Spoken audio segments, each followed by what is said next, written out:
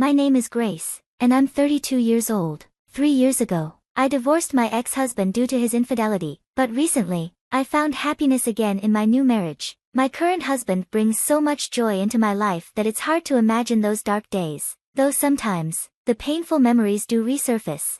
My ex-husband was emotionally abusive and treated me like a housemaid. Despite working full-time, I was expected to handle all the household chores. If a single piece of trash was left on the floor, he'd yell at me. He insisted on having at least 5 dishes for dinner, and if I served less, he'd refuse to eat. I'll never forget the time he got angry because I served him prepped meals. Yet later he snacked on potato chips, leaving me to clean up the crumbs. Even when I protested, he'd sneer, "What's the point of having a wife who doesn't do housework?" His constant belittling gradually wore down my self-esteem. Before we were married, he wasn't like this at all.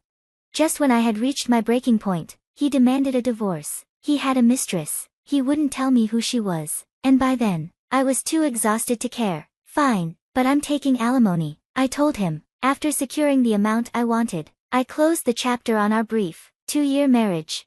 As I was packing up to move, I found myself thinking about Nancy, my best friend from high school. She was there for me after the divorce, always offering a listening ear and encouragement. I hadn't even had a chance to tell her about my remarriage, as I'd been so busy with the move and all the paperwork. Only my close family knew about it. I owed it to Nancy to properly share the news. I decided to focus on these happier thoughts, rather than the painful ones. With a lighter heart, I started humming a tune and resumed packing. 2 months after the move, I was enjoying afternoon tea while flipping through a magazine. Now that I was settled into my new job and had gotten used to the area, I began seriously considering meeting up with Nancy. Just searching for recommended restaurants and cafes was exciting. First, I needed to get in touch and check our schedules. It had been a while since we last saw each other, and I found myself feeling a bit nervous. Just as I was about to grab my phone to text Nancy, the doorbell rang. Since I didn't know anyone in the area yet, I assumed it was a solicitor, but when I opened the door, I was surprised to see a police officer standing there. I wondered if there had been some sort of incident. "We've received multiple reports of you stalking a certain man. Do you have any idea about this?" The officer's words left me speechless. Apparently, the man had been receiving letters almost daily, filled with "I love you" messages and other romantic advances. I had just moved to this neighborhood, so I suggested it might be a case of mistaken identity, but the officer informed me that the complainant had specifically named me. I asked who the complainant was, but the officer could only apologize and explain that he couldn't reveal that information yet. "I'm sorry, we've received several complaints, and I just came to confirm, though I can't disclose the complainant's name yet," he said. Though bewildered, I understood that the officer was just doing his job. I reminded myself that I had done nothing wrong and needed to stand my ground. The officer seemed to understand that I had only recently moved in and assured me, "We will come again to report if we find out anything." Before leaving, after that unsettling encounter, I threw myself onto my bed, kicking my legs in frustration and burying my face into the pillow with a groan. The fact that someone had actually named me in a police complaint was unnerving, leaving me with an uncomfortable, creeping feeling that I couldn't shake. As I tried to make sense of how and why this had happened, I noticed the sun was already beginning to set. I had planned to call Nancy, but now I was in no mood for it. With a heavy sigh, I forced myself up to take in the laundry, trying to push the troubling thoughts out of my mind.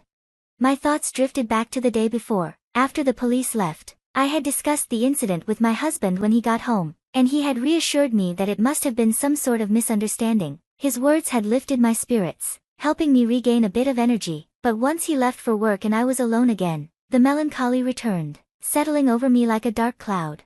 Just then, my phone rang, displaying an unfamiliar number. I could have ignored it, but something told me I shouldn't. With a sense of unease, I answered the call.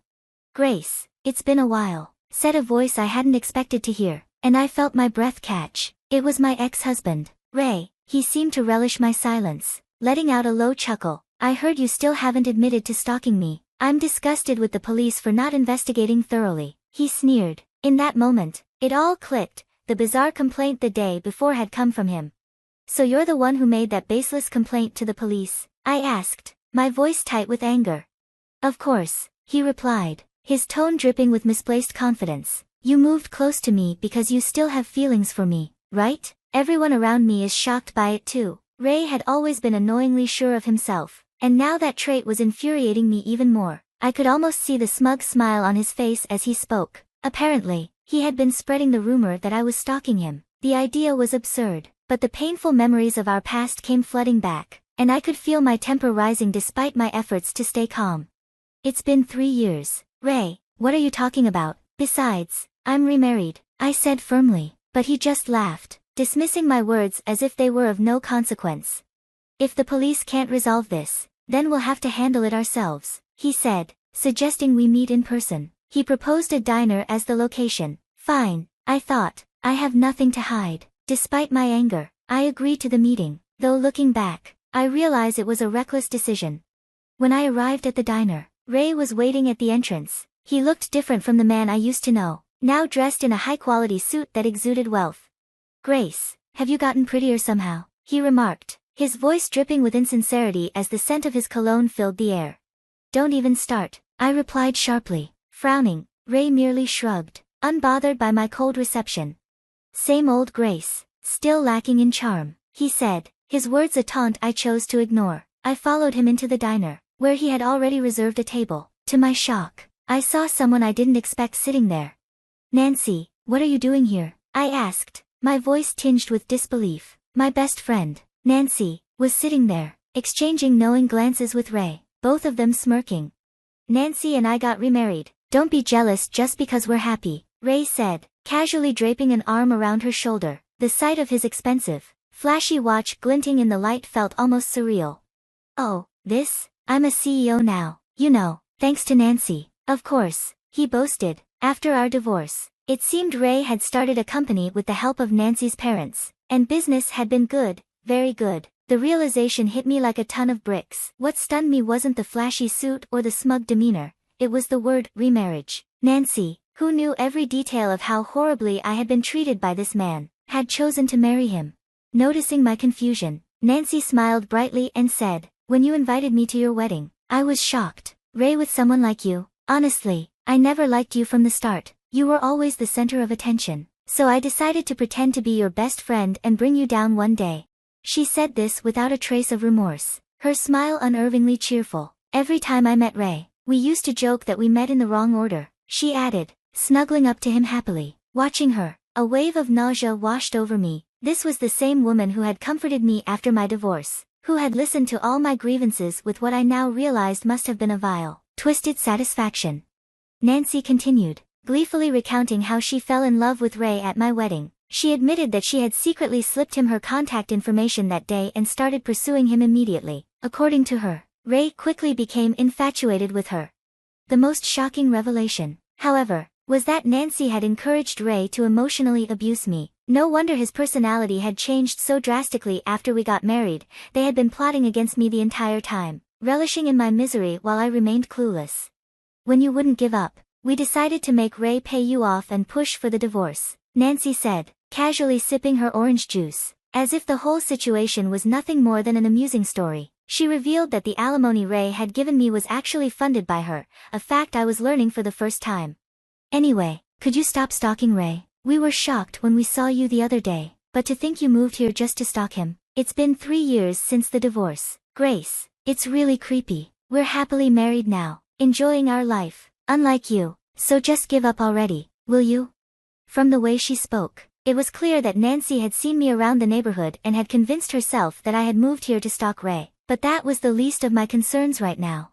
I stood up, trying to keep my anger in check, looking directly at both of them. I stated firmly, I am not stalking anyone, and I certainly have no interest in a man like you. Without another word, I turned and walked out, ignoring Nancy's mocking laughter that echoed behind me. Almost 2 months have passed since that encounter. I received a call from Ray, and, expecting it, I answered. On the other end of the line, Ray sounded panicked, and I couldn't help but smirk, knowing exactly what had happened. It turns out you were the one being stalked, but not by me. It was your current mistress, I informed him. Apparently, after marrying Nancy, Ray had started another affair, and this new mistress had become obsessed with him, turning into a stalker.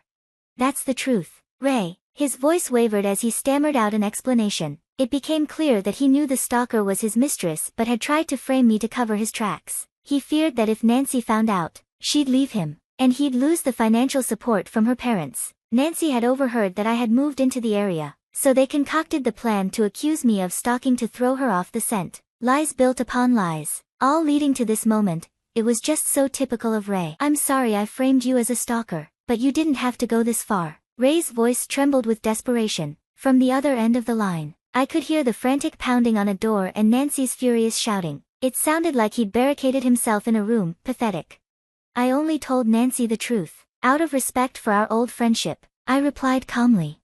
Ray's distress was likely about the photo I sent Nancy. I'd attached a note that read, "Expect a claim for damages for the affair." The photo clearly showed his mistress stalking him and, in another frame, Ray walking arm in arm with her into a hotel.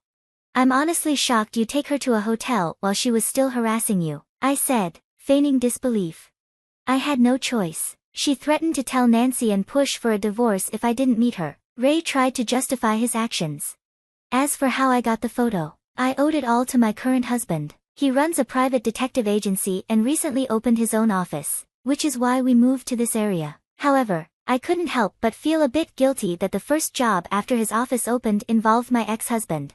My husband tracked down the real stalker in about a month and gathered solid evidence of Ray's affair with her. I couldn't thank him enough. Oh, and expect a claim for damages from both you and Nancy, I added. Ray made a confused noise. You knew who the real stalker was, yet you still reported me to the police and spread those rumors. How low can you sink? I could tell Ray was at a loss for words, but I pressed on. I was almost ready to forget our marriage, but you've reopened old wounds. You're going to pay for that. Right after I heard Ray's pitiful whimper, there was a loud crash and an angry shout from Nancy. It seemed she'd broken down the door and stormed into the room. I heard her demand, "Who are you sneaking around talking to?" Then the phone switched hands. Nancy must have grabbed it from Ray. Who is this? That stalker chick? No, it's Grace, I replied evenly. Nancy didn't calm down. Even when she realized it was me, she continued to rant, furious about the prospect of paying compensation for the affair.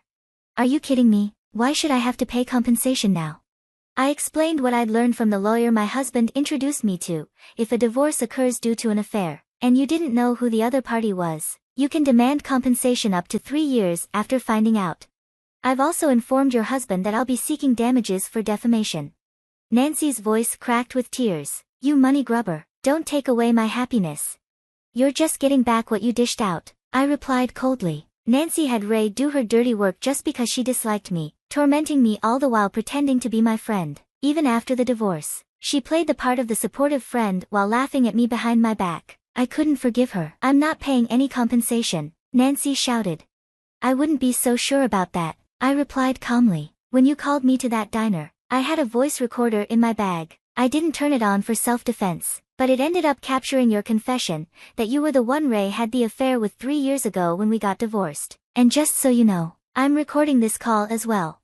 There was a pause, but I continued before Nancy could respond. It doesn't matter what you say now, you're going to be held accountable. If necessary, I'll use this recording as evidence to make sure both you and Ray pay for what you've done. There's a business card from a lawyer in the photos I sent you, right? From now on, please direct any communication through that lawyer. Without waiting for her rebuttal, I hung up the phone. As the call ended, I felt a sense of closure, finally putting the divorce from 3 years ago behind me. Thanks to the lawyer my husband introduced me to, I managed to get Ray and Nancy to pay most of the compensation I demanded. When Nancy's parents found out about the compensation, they disowned her, and the stalker publicly exposed Ray's affair at his workplace. Ray lost his social credibility and the support of Nancy's parents. Even now, it seems he and Nancy are still dealing with the fallout from their affair. We just moved, and you've already been through so much, my husband said sympathetically. Despite all the trouble, he remained kind and supportive, smiling at me through it all. I want to cherish this man and the peaceful life we can finally enjoy together.